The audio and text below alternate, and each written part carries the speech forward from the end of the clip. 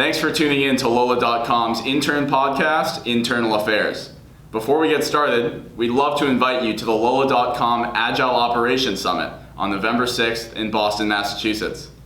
Have you ever wondered why there isn't an event that's built for and celebrates the finance and ops people on your team?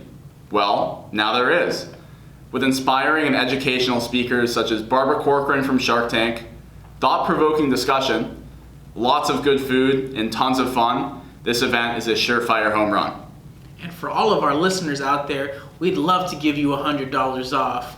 Simply use the code FINANCEHAPPY to get $100 off. At a finance and ops conference, it's only apt that we try to help you save some money. And because Lola loves its student interns so much, just like us too, we want you to come for free. Use the code FREELUNCH because hey, you will get some free lunch out of it. Go to lola.com/AOS to buy your tickets today. All right, good morning and welcome to the Lola.com studios in Boston, Massachusetts. This is the Lola.com intern podcast, Internal Affairs. I'm here with Ramsel Gonzalez, my co-host. What's up, Jack? How you doing? I'm Jack Ablon. Thank you. Great. We're here today with Tom Riley. Excited to be here. A marketing intern.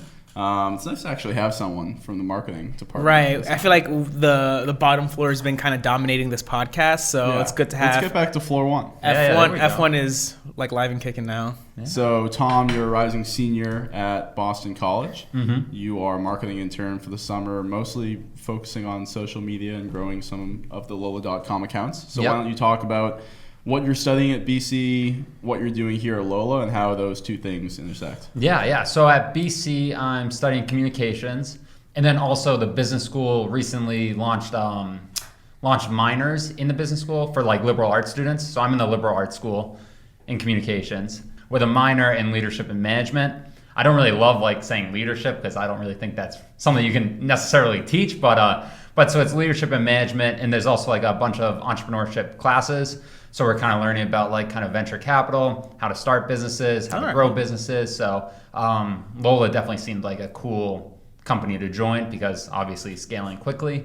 And and then also like with the communications classes, we're learning a lot about like marketing, advertising, and also some of like the history of like communications, like rhetoric and stuff like that, and kind of like how to like get people following you and kind of stuff that relates to stuff nowadays. So do you ever feel like learning about how to like sell a product is sometimes, I guess it's like terrifying because you learn how like people like you learn how to like make people think the way you want to think? Do you ever feel like, ooh, this is kind of too much power that I shouldn't like abuse? Yeah, no, I definitely think that's a case. So you got to be selling something good, you know. Right. If you're not, then that's definitely kind of tricky. Like I know we've looked at some like cigarette like advertisements and like the Marlboro Man, you know, like how big that was, and it's crazy to see like some companies selling such bad things but marketing in the right way. Right.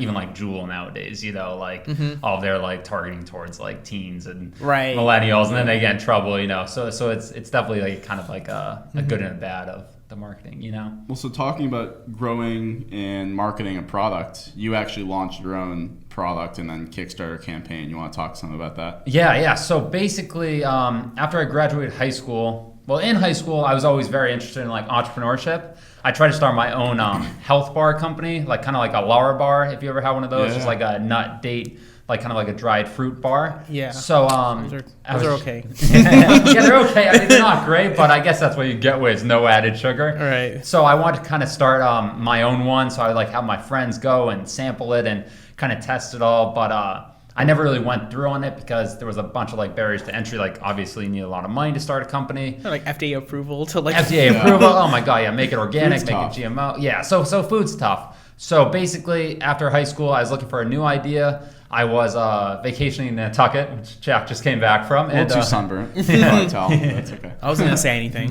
Yeah, but basically I saw everyone going to the beach, and even my family, we were struggling to like carry all of our gear, like all of our like chairs, umbrellas, tables, blankets, towels, all that kind of stuff. And I was thinking it'd be cool if you could put it all into one like backpack, and like just one person could carry everything. So basically I got in contact with some people overseas using Alibaba, and I developed a backpack. I developed all these different collapsible like chairs, blankets, umbrellas, all that stuff, and we put it all into a backpack, and I launched it on Kickstarter. Had a video, and and it grew a bit. It got to $42,000 raised, but my goal was $50,000, so we didn't quite hit it. And I since kind of abandoned it due to a little bit of lack of passion for the product, which happens, I think. That's a pretty cool concept, because I just recently was trying to purchase like beach chairs, and the first thing that I noticed was, this is too much. Like, it's too big. I can't fold. So clunky, too. Yeah, It's they're unwieldy. You're kind of like carrying everything, like looking like a fool. So I guess it's kind of cool to know that there was a clear market that you found out, because it was related in something that you are actually dealing with. What was like the design, I guess, process like during creating that thing? Yeah, so it was very interesting. So my uncle gave me like a collapsible chair, which like fit into like a small little pack. And I always thought that was like fascinating, because like if you had like a bunch of them, you could like fit the whole family. Right. So basically what I did was I went to Alibaba. I found like a backpack that I liked. And then I just had to modify like some of the dimensions, like make it big enough.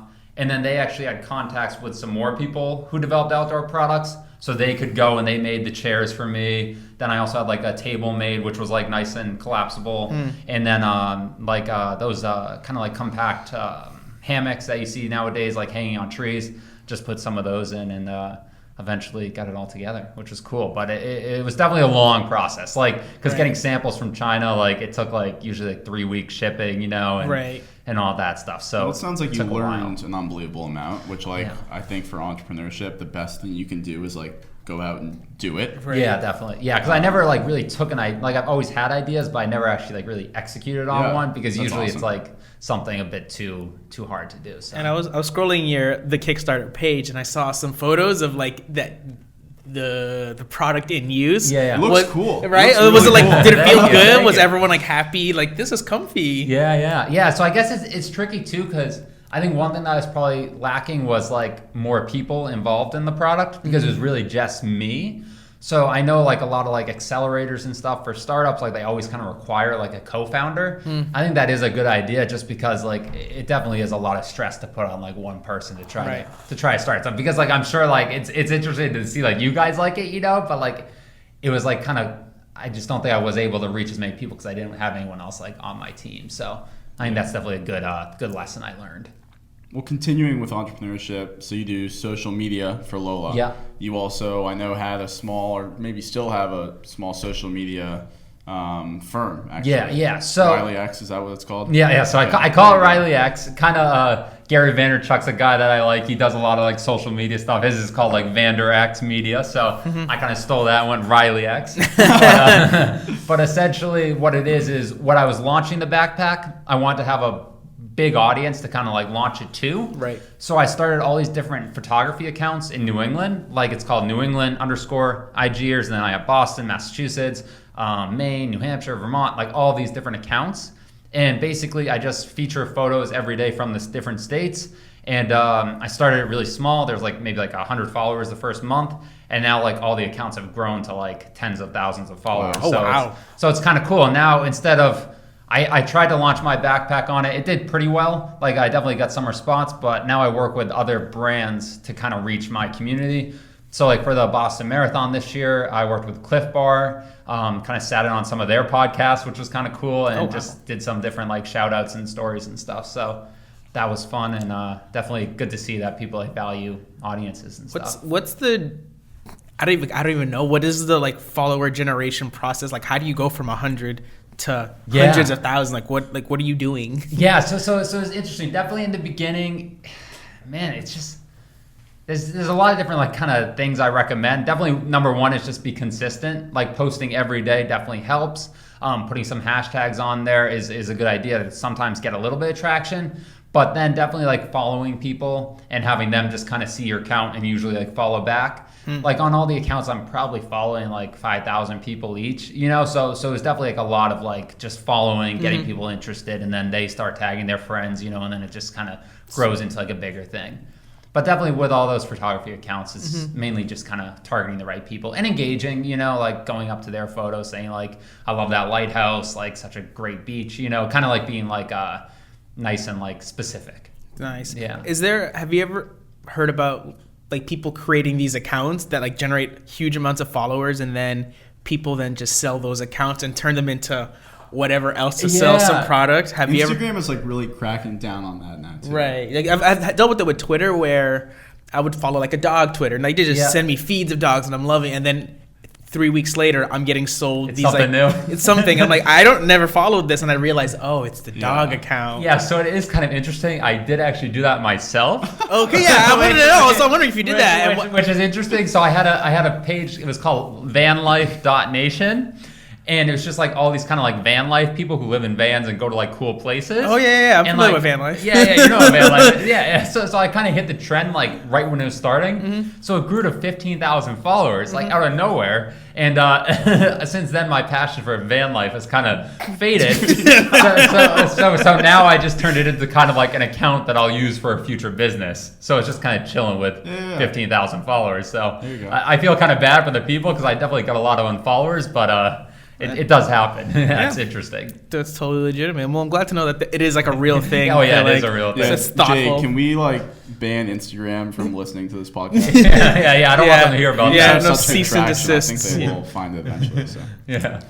Nice. All right, cool. So in keeping in the theme of entrepreneurship and creating your own things, you're a smart guy who has a lot of ideas, and we want to hear what your next biggest idea is. Welcome to the Shark Tank. Oh boy. I am your host, Mark Cuban, and my co-host here, Barbara Corcoran. Nice little wave. And we need to know.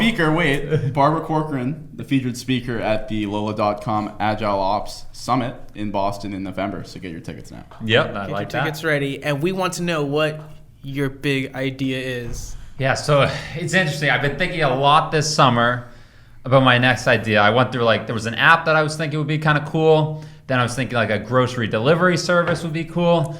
But I think what I'm going to be pitching to you two is it's a nutrition bar similar to the Eat Your Coffee bars that we have at work. But instead of coffee, it's going to be a caffeinated matcha energy bar made with all whole ingredients. Because I see Krista upstairs is always drinking her matcha and feeling really good. Mm-hmm. So I'm going to put matcha into a nutrition bar. Well, you could definitely sell the biz dev team on that. I think so. They'll be your first customers. I think so. Maybe put a little shout out to them. Put a little extra herbs and spices in there, and we'll be all yeah, good. I will say my partner, she's really into matcha. Really? See? She would probably do that. Interesting. Yeah, because I feel like it's a hard thing to make. Also, like I see them like whisking. Like I know Krista uses like a traditional. Like, you whisk and the ice cube, and then you pour a little bit, then you pour the hot water after you whisk. And it's a process. So I'm thinking a matcha powered energy bar. That's what I'm gonna be pitching. And now you have an Instagram account to market it on. Exactly. So but now I gotta think of the name. That's the hard thing. Van Life Bar. Vanlife.bar. I'm taking the van life out of here. Oh my god. What do you think your kind of work as an entrepreneur in these various spaces has like helped you in terms of working at a startup that obviously is like a really dynamic environment, moves super fast, tons of growth, like just every day you can feel it and see it. So how does that work that you've done translate into the role that you're in right now? Yeah, so I definitely feel like I felt like a lot of the pressure, which you kind of feel like nowadays at the start, like in my internship, there's a lot of stuff to do, like sometimes we're making spreadsheets, sometimes we're working on social media graphics, like there's just all these different things that you kind of have to do as like a small-ish startup, like growing rapidly. So I think I'm just kind of used to handling the pressure, which has been good. And then also like having a history of growing social media accounts has definitely helped grow Lola's account. Like we've seen, I think like 30x returns on our Twitter like followers month over month, which has been cool like nowadays. And it's definitely, I think it's helped a lot. Sweet, makes cool. Sense. That's great to hear. All right, we're gonna put you through the ringer and ask you a couple questions. Alrighty. Are you ready for this? Let's get this rapid fire question round. Let's go. All right, first one we want to know. Since you are always on social media, which of the social media platforms do you prefer? As a person, not as a businessman, as a person. Yeah, as a person. Or both. Or both. Fair enough. I know, it is tricky, to be honest. Like I use, like Facebook I used to like, but then what I did is I put it on the very back of my iPhone, so like I can't see it much, like it's like the final swipe screen. Mm-hmm. So I don't usually use Facebook much anymore. I don't use Snapchat anymore. Twitter and Instagram are probably my favorite two.